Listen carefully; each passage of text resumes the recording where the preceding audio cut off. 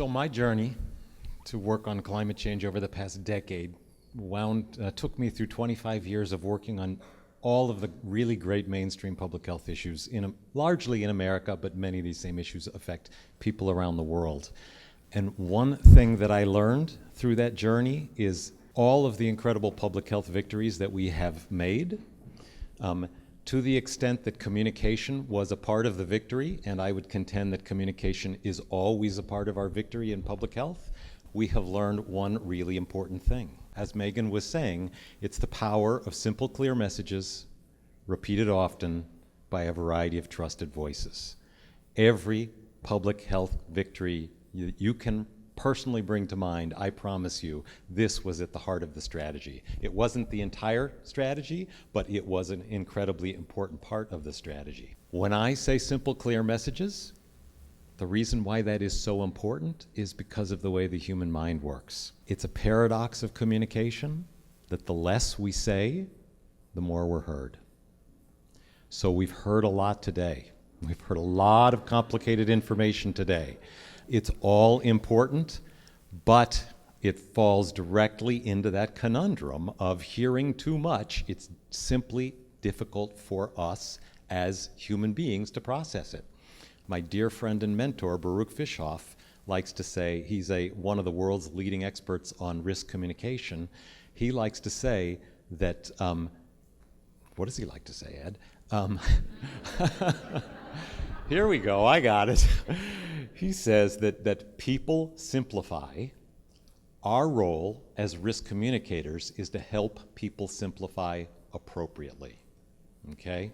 And so the less we say, the simpler, more concrete we can be in what we choose to say, the more we can help people simplify appropriately. Which takes me to the second point on this slide, is that if we can only say a few things and still be heard, we have to put our trusted voices behind saying the things that are going to have the most value. Which takes me to the final point on this slide.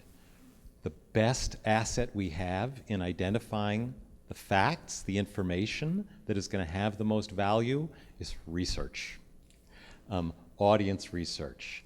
I don't expect all of you to run out and do any of it, but that's okay, because actually this is my day job. I'm going to suggest to you what my audience research has found are the things that are going to have the most value, the simple, clear ideas that will have the most value when we, as a health community, use our trusted voices to repeat them often. Let me take one step back, though, and tell you what we've learned about the way Americans, and I realize America is a big, diverse place, but there is more than a bit of commonality as to the way Americans see the issue of climate change. We see it as distant in space. It's somewhere else, maybe. It's not here. We see it distant in time. It's a future threat. It's not a present reality. And we see it as distant from us as the human species. We see it as a plants, penguins, and polar bears problem, not a people problem. The average American sees climate change, as I've already said, as an environmental, plants, penguins, and polar bears threat. They see it as a political problem. They see it as a scientific problem. They don't see it as a people problem. And this is where we, health professionals, come in. It is our opportunity, it is our responsibility to reframe the issue away from these frames that do not engage. 1/3 of Americans engage in environmental issues. The environmental threat is very motivating to 1/3 of Americans, but that means it is not very motivating to 2/3 of Americans. All Americans are motivated by a deeply held sense of health as a value.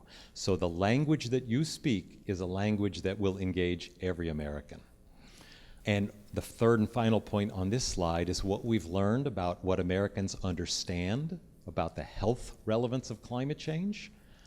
I'm going to simplify my own data and say 9 out of 10 Americans understand zippo. Nothing, not a thing. Top of mind, they cannot answer my question, in what ways is global warming bad for the health of Americans? Shoulder shrug by 9 out of 10 people. And in which Americans, if any, are most likely to be harmed or are currently most being harmed by climate change? Again, 9 out of 10 people, no clue, none. Again, it's because they don't yet understand this is a people problem. It's a human problem, it's a public health problem. They see it, as I've already said, as a plants, penguins, and polar bear problem, an environmental problem.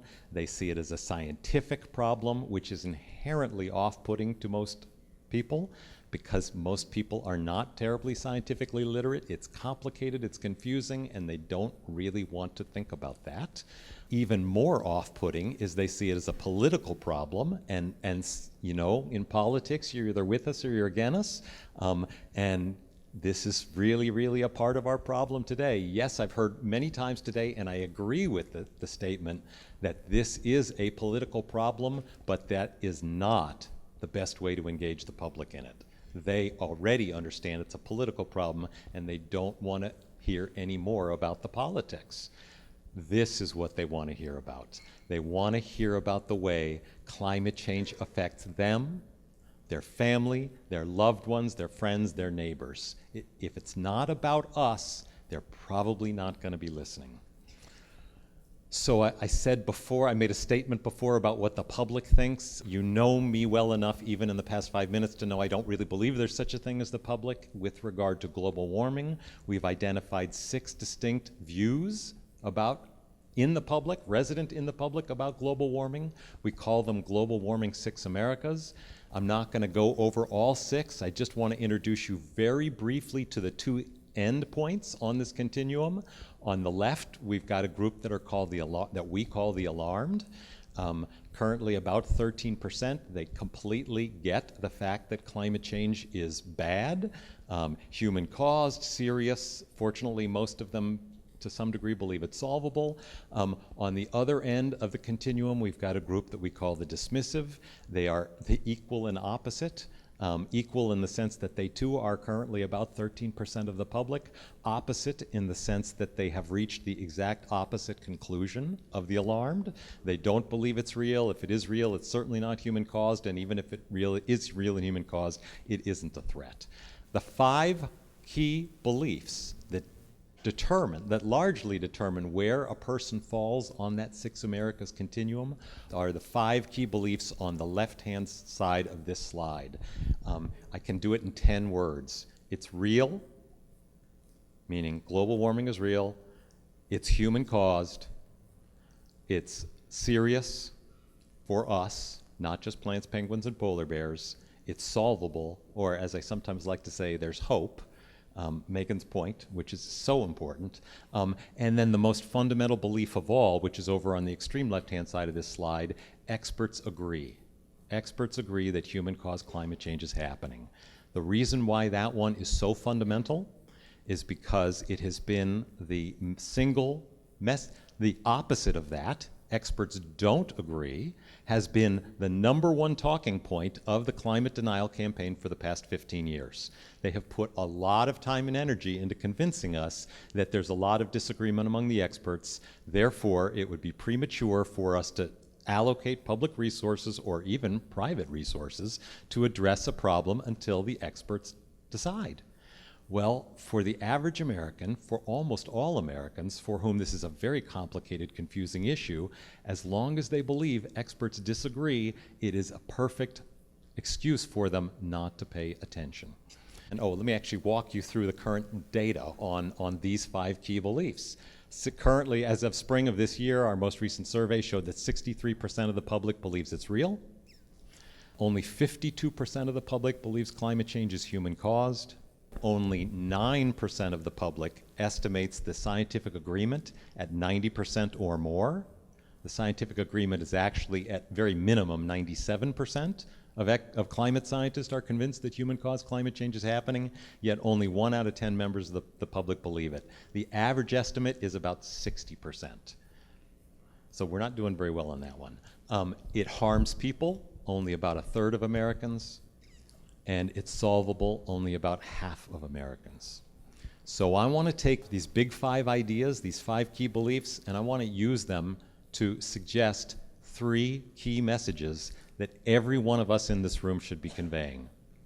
Simple, clear messages that we have an opportunity to repeat often through our trusted voices. I have this wonderful opportunity as an academic. I'm physically embedded in a group of climate scientists, which has been the most wonderful thing because I had to personally make the transition from being a public health professional to knowing enough about climate science that I could help figure out how to help the public simplify appropriately.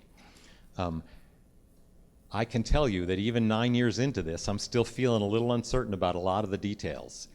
But the first message that I want you to all use, that I want you to convey with your trusted voices, is that more than 97% of climate scientists are convinced that human-caused climate change is happening. The reason why that is such an important message is A, because we've done lots of research in which we find that not only is this helpful in setting the record straight, it moves public understanding from about 60% to about 80% with one exposure, but more importantly, it gives you permission not to go into climate science because you are all health professionals. You are not expected to be climate scientists. And this is your pivot away from having to become a master of a complicated topic that you don't have time to master. 97% or more of climate experts are now convinced human-caused climate change is occurring. As a health professional, it clearly signals to me that it's time for me to figure out what I, as a health professional, should be doing about it, which takes us to our second message, which is it's bad. It's bad for people. Polluted air, polluted water, climate change are hurting our health badly, and it's going to get much worse if we don't take actions to protect ourselves. So that covers the it's bad. And then the final point, Megan's point, there's hope, it's solvable. Every American, families, communities, businesses, states, our nation, Bob was making this point earlier, we can all take steps that will protect our health and our climate. Most fundamentally, we can stop wasting so much energy, and we can either purchase and use clean energy, or we can support its production. Every American can do these things, and that is the way we're going to solve this problem. So the first message is a message of scientific consensus, and it's real and it's true. It's human caused. The second message is this is bad for people. The risk is there. It's already harming us in every region of America. That point was made abundantly clear in the National Climate Assessment last year. And then the third and final and most important point is there's something we can all do. And when we all do this, it's actually really easy for us to take these steps. That's it. Those are the key messages that will help you appropriately simplify in the minds of the public what this issue means, why you're concerned about it, what this issue really means in terms of our health, and what we can all do to solve the problem. If you stick with me and go into the communication track after this plenary, we're going to, my friend Diana Van Vliet and others, we're going to teach you, we're going to show you how this works out in a message box, a way that you can use these messages in interviews with the media, in town hall meetings. And we're not going to talk about sort of clinical interactions, but more public interactions. And then in the final session of the day, we'll teach you how you can use these messages in your visits with legislators tomorrow and beyond. I guess I'm going to stop now because Jennifer's being very polite, and I'm simply going to say that be yourself. My data shows that you are among the most trusted voices in America. Health professionals are one of the few professions that Americans still trust and respect. You and the military. Think about that. But this is your greatest asset. So be yourself as a health professional and be yourself as a human being, whether that means you're a parent, a mother, a father, a sibling, whomever, a child. If you have a parent who has chronic obstructive pulmonary disease, talk about the fact that, look, I'm really dedicated to cleaning up our air so my father, who has chronic obstructive lung disease, doesn't have to spend as much of the remainder of his life on an oxygen tank. So be yourself. It's the right person. You have the voice we all need to hear. I'm going to have to skip past all of these except this one. I'm going to stomp on this one, actually. don't go to the dark place. Yes, it's true, the second message is a message about the dark place, but just treat that as a quick stop in the journey to the bright place, to the hope, to the solvability. That's the place where you need to spend your time, because the dark place is a very, very off-putting place. Nobody wants to go there with you, and if you go there, you're going there by yourself. So don't do it. Take them there only as a quick stop, and then get them to a more hopeful future, the kind of future in which our children who have asthma are less likely to be suffering the kind of asthma attacks that terrify every parent of a child with asthma, a place where we all can breathe clean air, a place where we're not wasting energy needlessly, because nobody likes the idea of waste, and a place where even the dismissive segment that I introduced you to a moment ago, even they who are absolutely committed, they're only 1 out of 10 Americans, but they are 1 out of 10 Americans who are absolutely committed to the notion that climate change isn't happening or isn't real or harmful, even they, pretty amazingly, support the notion that it's a good idea for America to move beyond fossil fuel, because dirty fuel pollutes our air and our water, which ultimately harms our health. So even they are totally with us on wasting less energy and pivoting towards clean, renewable energy that will be good for all of us. And we, all of us in this room, are the most trusted messengers to take that message forward. It's a message that we must use and needs to be heard. So, thank you.